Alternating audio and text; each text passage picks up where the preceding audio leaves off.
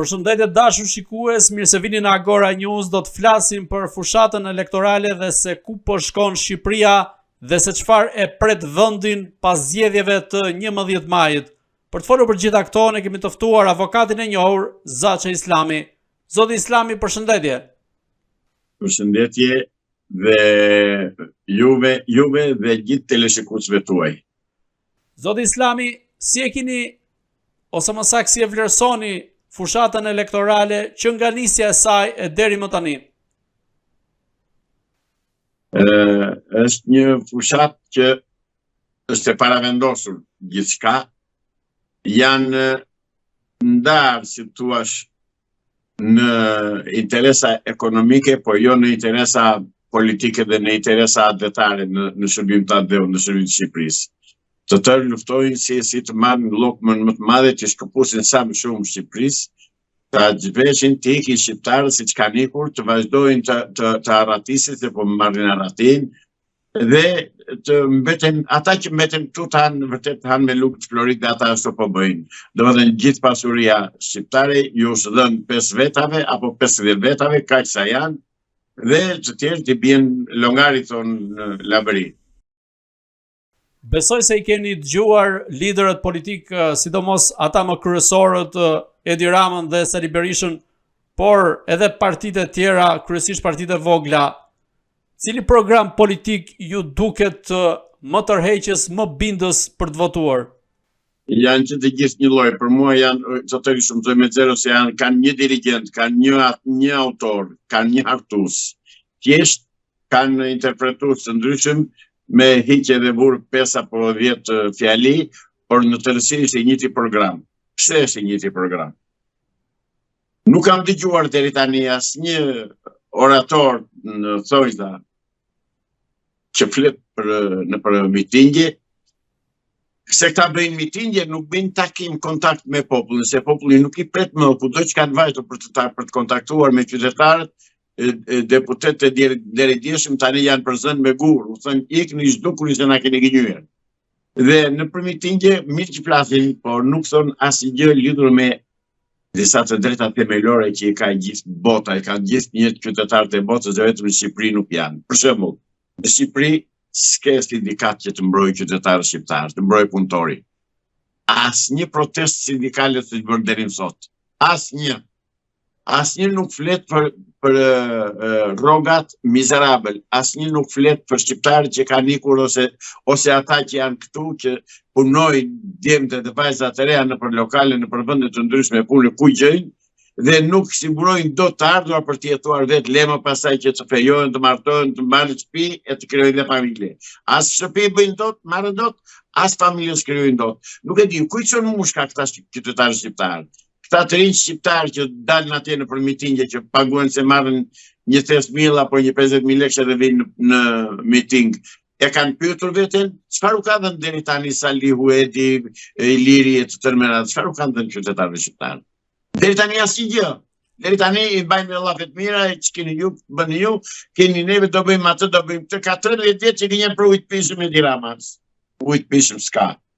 Pra, e kanë pyetur veten shqiptarët me çfarë do krijojnë familje, me çfarë do blejnë shtëpi, ku do jetojnë. Si mund të rrisin familje me këto rroga mizerabël që marrin këta tani.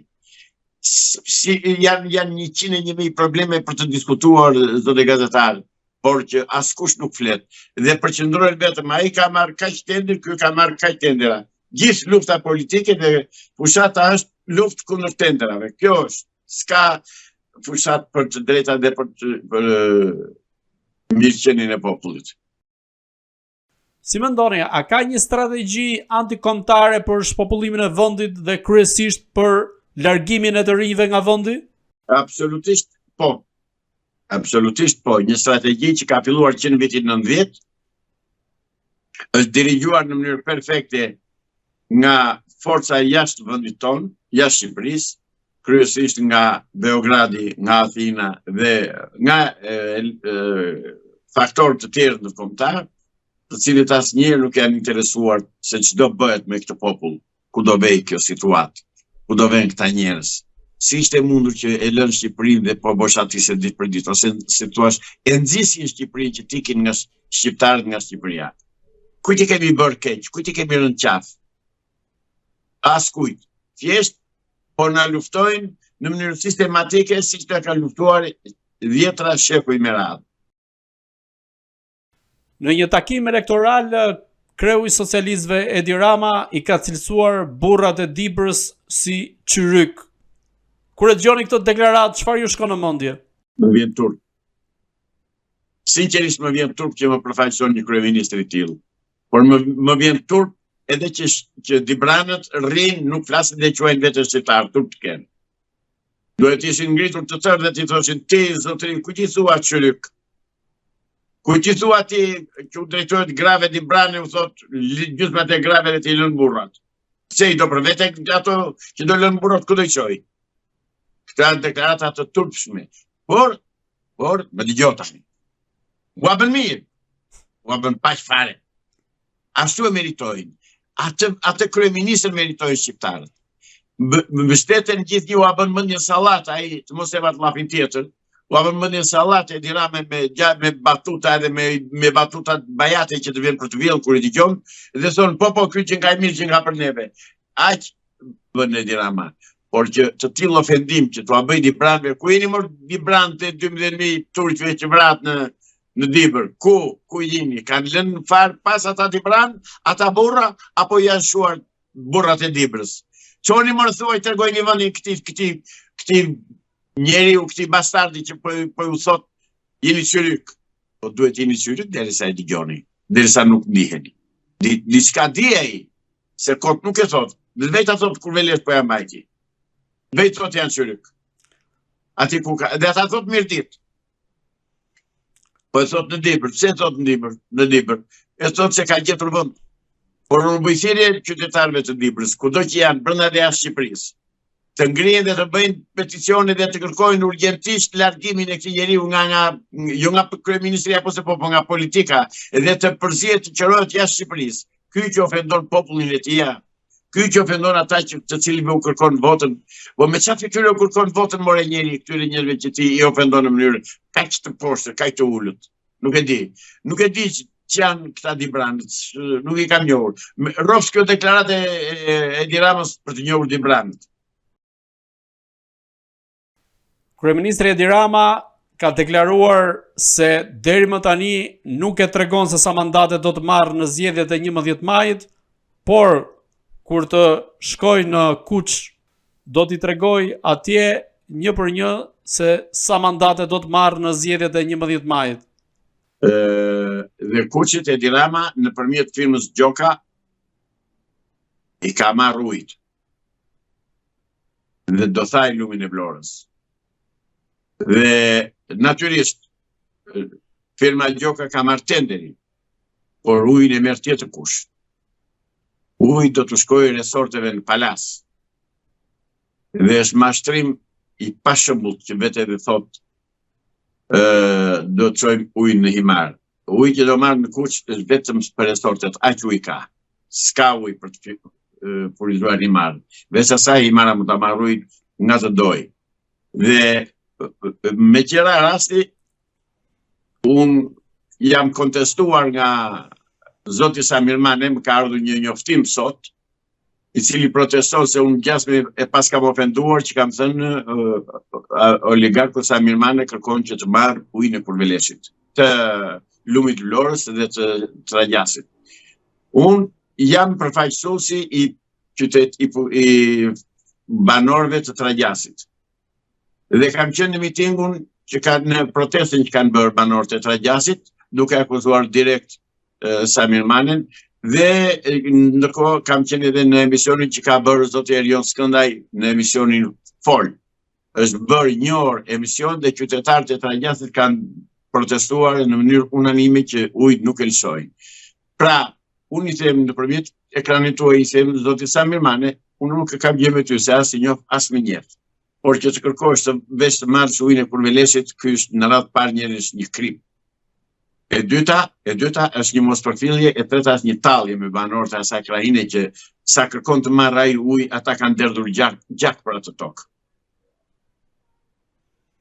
Pra Edi Rama duhet të mendoj mirë për ato krime që bën, sepse edhe Samir Manen e fut në sherr me ata dhe me mua natyrisht, si avokat i tyre, por edhe tallet me ta dhe kuptohet se duke mbetur në krahin vetëm 5 veta, 5 komunistë të tij që kanë 5 vende në zyra, se s'ka mbetur njëri atje që të ketë biznese të punoj.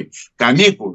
Dhe ata prandaj e shpopullojnë popullsinë që t'u marrin pronën, dhe pronën po ja marrin. Për këtë do vetë zoti Edi Rama kush iko vllai dashur, se në fakt ata aty meritojnë dhe bua më mirë kuçjotëve, sepse kuçjotët janë ata të dizet e dishit, thoshin kuçjotët. Kështu i thanë dikur Pilo Peristerit. Jemi të dizet e dishit, i thanë të tërë. Tani të hanë të pinë dizet e dishit. Se ai do t'u marrujt. Unë isha atje para 20 ditësh, pas që po shtroshin tubat, kishin quar shumë tuba, poshtë në Lasko kanë filluar, matan kanë bërë dhe tunelin, do çojnë ujë, edhe mirë t'u bëj halal e pas. Këta kështu e meritojnë, ata njerëz atë këtë lloj qeveri meritojnë. Sa mandate mund të marrë Edi Rama në këto zgjedhje? Sa ti ketë bërë pazaret me Berishën. Varet, si kanë në dakord. Listat e mbyllura janë tamam pazari që është bërë me kohë. Ore, si do që të votojnë shqiptarët, ata do t'i marrin votat vetë midis njëri tjetrit, kanë mbaruar ajo punë. Do t'i ndajnë bashkë. Do qeverisin bashkë, pra do qeverisin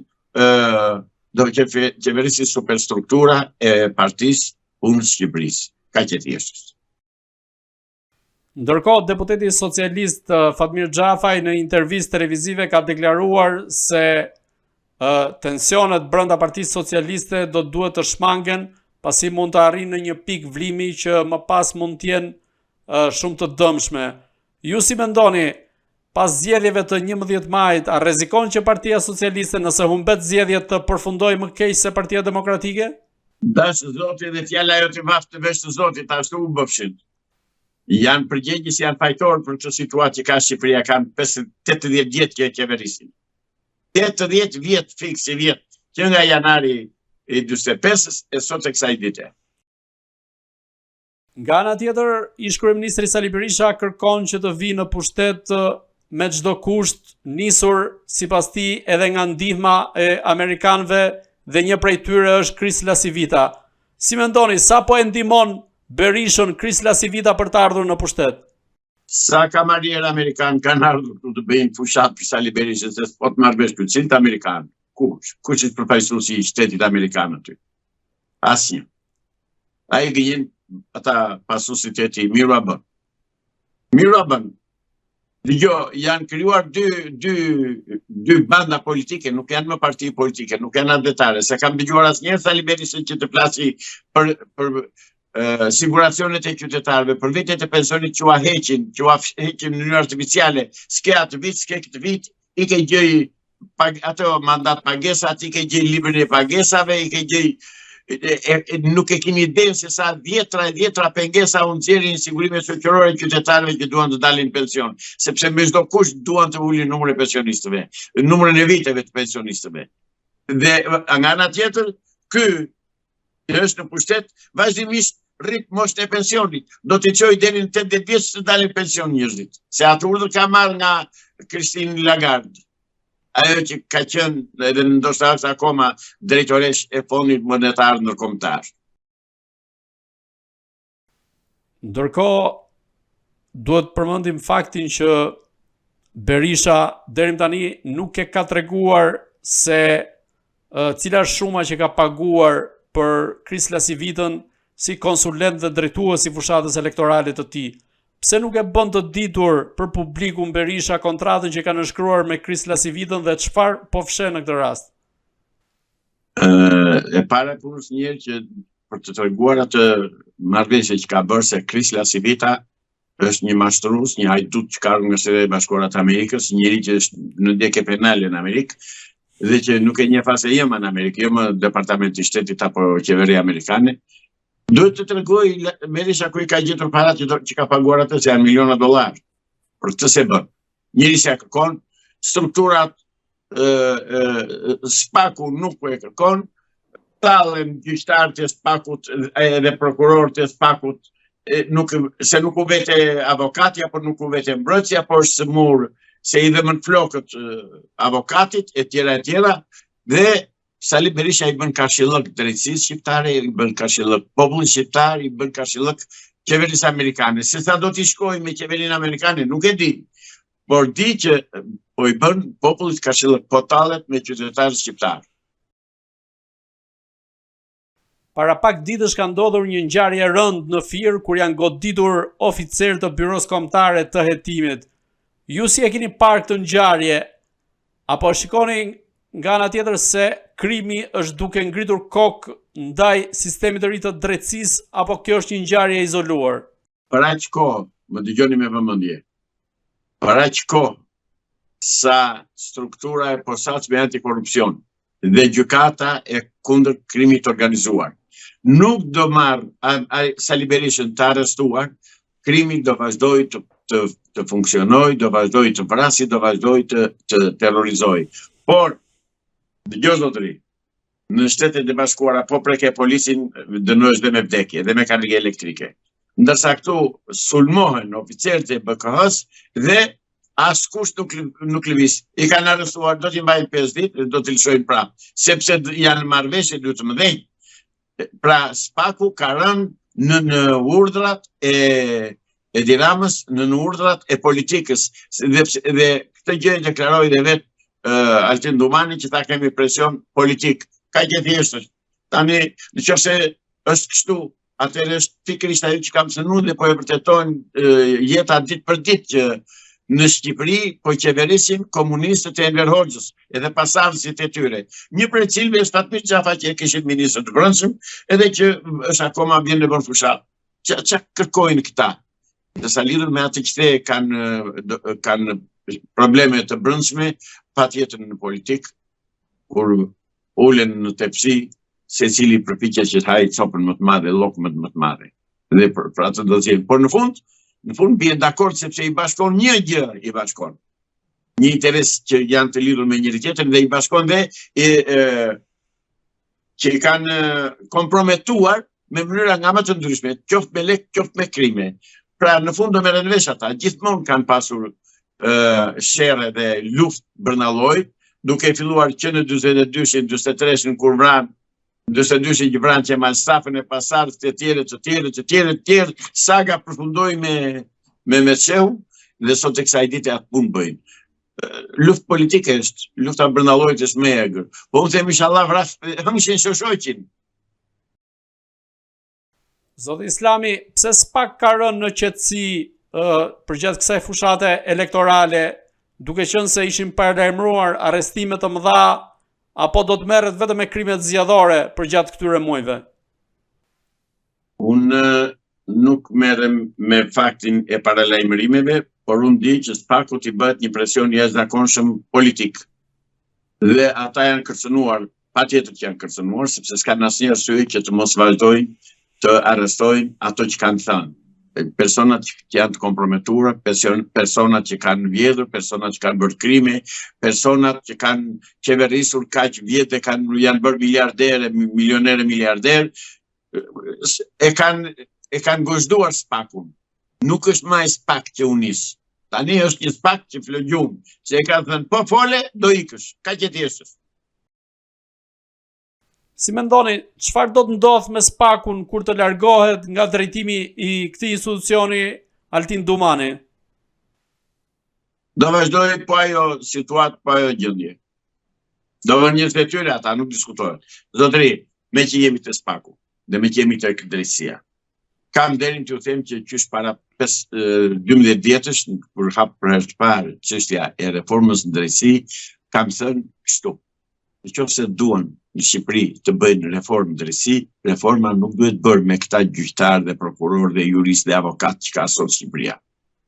Në krye të drejtësisë shqiptare dhe të gjykatave shqiptare duhet vinë diplomantë që kanë studiuar dhe kanë mbaruar fakultetet juridike jashtë Shqipërisë, të papërzier me veprimtarinë e juristëve shqiptarë këtu në Shqipëri, sepse juristët shqiptarë këtu i dim se si janë. Këtë gjë nuk e bën, sepse nuk e lëshojnë pushtetin dhe t'jeni sigur dhe prapë, dhe kështu do ndodhë, nuk e lëshojnë pushtetin atë drejtësinë nga duart. Në drejtësi do mbajnë njerëzit e tyre, i kanë kërbaç për të goditur ata që nuk shkojnë pas. Ekspertë amerikanë, por edhe mediat amerikane shkruajnë se nëse kryeministri Edi Rama fiton zgjedhjet në Shqipëri, vendi do të kalojë nga demokracia në diktaturë dhe do të marrë shembullin e Erdoganit. A mendoni se mund të ndodhë një gjë e tillë dhe a mund të krahasohet Edi Rama me Erdoganin? Ajo ka ndodhur, ajo po ndodh, atë kemi përdite, po e përjetojmë përdit. Ku janë ata zotërinj të ekspertë amerikanë që nuk dalën të flasën popullit shqiptar, po flasën nga kullat e fildishta? Hajdeni këtu zotërinj eksperimente dhe thua janë Edi Ramës të sy. Hajdeni këtu dhe urdhrojeni SPAK-un se ju e keni krijuar. Shtetet e Bashkuara të Amerikës e krijuan dhe financojnë SPAK-un. Të vinë aty të thonë SPAK-ut, hajde këtu di zotërinj pse të paguajmë ty Altin Dumani, të paguajmë që të na bësh konferenca apo të paguajmë që zbatojsh ligjin. Kështu që edhe ata për mua thjesht bëjnë detyrën, flasin, por nuk veprojnë. Kur pritet të veprojnë amerikanët? Nuk e di, e din ata. Unë nuk pres gjë. A mendoni se mund të ketë një lëvizje konkrete të amerikanëve pas 11 majit? Nuk e di. Nuk di sa mund ndodh. Ndërkohë Fox News shkruan se këto zgjedhje janë një përballje midis njerëzve të Sorosit dhe atyre të Donald Trumpit. Sa e vërtetë është një gjë e tillë? Dua ta besoj. Dua ta besoj. Pra, nuk e di sa e vërtetë është. Pra me pak fjalë Edi Rama përfaqëson njerëzit e Sorosit dhe Berisha njerëzit e Trumpit. Jo, të Sorosit janë të dy. Të dy palët të Sorosit janë. Sorosi në Shqipëri e ka sjell Berisha, mos fshet pas gishtit. Por Sorosi gjeti teren tek partia e punës e Shqipërisë, tek pasardhës e saj, tek vazhduesit besnik të vizë partisë, që janë dhe sot e kësaj dite Edi Rama me gjithë ekipin e tij, dhe kuptohet që janë të tërë me Sorosin. Këtu nga politika e Sorosit nuk është e gjur një presje. U arrestua një Erion Melia dhe një Ilir Meta edhe çfarë u mbash mali e polli 1000. O zotëri, ty po të tallë Sali Berisha po të bën kashillok ditë për ditë, po të tallë. Dhe miru a bën. Dhe miru a bën e lumt Sali Berishës. U a bën pa fare. E meritojnë të a bëj ashtu. Sepse Sali Berisha po u thot troç fare, pa goj, u thot që po u ambajti hajde më arrestoni. Ja, ky është qëndrimi i Sali Berishës. A mendoni se Partia Demokratike mund të veprojë me amerikanët përmes Kris Lasividës nëse humbet zgjedhjet kundër Edi Ramës? Absolutisht, Kris Lasivita është një hiç. Kris Lasivita është një ordiner që deklaroi vetë që tha unë jam privat, si privat që është mund bëj çfarë doj, nuk është përfaqësues shtetit të ri. Mos i vishni ato atribute që nuk i ka Lasivita. Lasivita është një privat që vjen ha drejt e shqiptarëve, ha lek të shqiptarëve, edhe kërcet e ikën, ndërsa në Amerikë shkoni pyesi se kush është Lasivita në Amerikë. Nëse kryeministri Edi Rama fiton zgjedhjet e 11 majit, a rrezikon që Shqipëria të izolohet nga SBA-ja? Praktikisht e izoluar është. S'ka ku të shkojmë tepër. E izoluar është. Ambasada e Shtetit Bashkuar të Amerikës akoma nuk kanë ambasador në Tiranë. Kjo nuk të thotë gjë. Kjo i thotë të tërë. Shtetit Bashkuar të Amerikës i kanë mbyllur kontaktet me Edi Ramën. Kështu që nuk pres asgjë më shumë se sa ka. Çfarë mund të bëhet më tepër? S'ka çfarë të bëhet më tepër. Po kush mund të jetë i preferuarja i tyre, sepse në këtë rast i bie që të jetë Berisha? Jo, nuk është ashtu. Nuk është ashtu. Berisha është arrestuar me urdhër të këtyre, me orientimin e tyre, jo me urdhër të tyre, po me orientimin e tyre. Tani se sa do ta mbajnë këtë dhe se sa do vazhdoj, sa e vërtet do jetë, nuk e di. Di që Berisha u bën kashillok, Berisha tallet. Këtë e di mirë, që tallet. Dhe jo e di mirë se kam hedhur fall, jo. Po e di mirë se shikoj që djerin 501 justifikime për ta arrestuar dhe për ta vënë para bankës së drejtësisë. Zotëri, Sali Berisha ka llogaritë më dha për të dhënë këtij vendi. Unë kam mbështetur Sali Berishën gjatë gjithë kohës që kam qenë në emigracion, duke besuar e duke menduar që ishte i djathtë dhe ishte për Shqipërinë. Këtu mësoj gjëra të llaqtarshme për veprimtari politike të zotit Sali Berisha dhe kuptoj që nuk jam dakord me të, nuk e mbështet dot. Jam i vetmi ndoshta nga qytetarët që flasin për media që kam mbetur as me Ben, as me Agan, as me PS-n, as me PD-n. Deri tani kam folur dhe kam menduar që jam zëdhën si qytetari të thjesht, që heq e vuan ditë për ditë për bukën e gojës, që i ka fëmijë të larg nuk i di se ku i ka, që i ka lënë pleqë vetëm në përshpitje e tyre, pa njeri, pa zjarr, pa ujë, pa ngrohje, pa ushqim, pa ilaçe, pa gjë. Dhe nuk interesohen për këto, po interesohen si të marrin pushtetin dhe të ndajnë tenderat. Është politika e tenderave në Shqipëri. Dhe të gjitha partitë politike hahen për tendera. Po atëherë, cila është formula e zgjidhjes? Nuk e them dot atë. Nisur nga ajo që ju keni si këndvështrim apo opinion? Kush ka mend në kokë e kupton, po nuk e them. Pra, në këtë rast i bie që shqiptarët të votojnë partitë e vogla. Pjesë e partive të mëdha janë. Janë paterisat partive të mëdha për të gënjur qytetarin. A e shikoni rrugëzidhjen në këtë rast nga sistemi i drejtësisë kundrejt klasës politike të korruptuar? Absolutisht jo. Sistemi i drejtësisë është i tëri i të dy partive të mëdha politike. I emëruar për tyre, shiko, do marrim një fakt. Është një institucion i quajtur kjo magistratura. E gjithsesi magistratura, zoti gazetar, shikoni që të bëjnë. Është komplet teoria marksiste-leniniste. Është komplet vija marksiste-leniniste e drejtësisë. Kjo është se asnjë gjë tjetër s'ka magistratura. Pse e them këtë? E them sepse në shkollën e magistraturës nuk vjen juristë që janë kundër partisë punë socialiste të Shqipërisë. Asnjë. Vjen të tërë juristët që janë emëruar nga ata dhe që i përkasin atij spektri politik. Pra, është thjesht një blokadë e jashtëzakonshme që të dalin në sistemin e drejtësisë kundërshtar politik të Partisë Punës Komunistëve Shqiptare në pushtet. Zoti Islami, a mendoni se Erion Veliaj mund të flasë kundër Edi Ramës nëse ky i fundit humbet zgjedhjet parlamentare të 11 majit në mënyrë që të rikthej njerëzit e tij në Partinë Socialiste për të marrë drejtimin e saj? Unë nuk e shoh kryeministrin Edi Ramën dhe nuk e shoh të fitojë zgjedhje, por lidhur me Erion Velin, Erion Velia në ato kushte që është nuk mund të flasi. Nuk mund të flasi sepse në radhë parë s'ka kokën e tij të sigurt, pa lejë tjera pastaj. Erion Velia e di si vepron mafia komuniste. Dhe nuk do guxoj të flasë. Ashtu si nuk guxoj të flisë as Arben Ametaj, as Sajmir, se kishte ky Tahiri. Sajmir Tahiri, e as ata gjysmë e partisë Edi Ramës që janë në burg, nuk flasin sepse e dinë se që gjë. Dëgjoj zotëri, komunistët janë mafia organizuar me pushtet, nuk janë një mafia kështu siç ka Italia për shembull. Jo. I ka të tëra në dorë, kanë gurin dhe ardhën në dorë. Kështu që nuk do flasë Erion Velia, mos keni merak. Dhe Edi Rama është i sigurt për këtë. Çfarë do të prodhojnë këto zgjedhje në këndvështrimin tuaj dhe cili do të jetë fati i shqiptarëve dhe i Shqipërisë nga këto zgjedhje?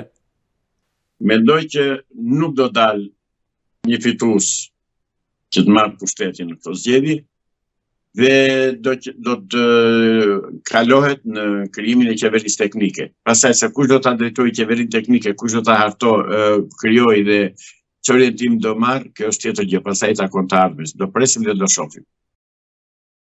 Krijimi i qeverisë teknike, a i hap rrugë sistemit të drejtësisë për të goditur politikanët e korruptuar? Nëse do bëhet qeveria teknike me persona jashtë këtij spektri politik, patjetër që i hap. Po që janë të inkriminuar me PD, PS, PSD, do metet e njëjta situatë. Zoti Islami, unë ju falenderoj që ishit në Agora News. Edhe unë ju falenderoj juve që më dëgjuat, që më intervistuat, dhe ndërkohë edhe një herë, se nuk e kam bërë herë të tjera, do t'i përshëndes të gjithë teleshikuesit tuaj, duke i falenderuar për vëmendjen, për komentet, për mesazhet që dërgojnë, sepse ata janë një mbështetje për mua, pavarësisht se unë koston e këtyre intervistave e kam shumë të lartë. Faleminderit. Të dashur shikues, bashkë do shihemi në intervista të tjera, por mos harroni të bëni subscribe në kanalin tonë në YouTube.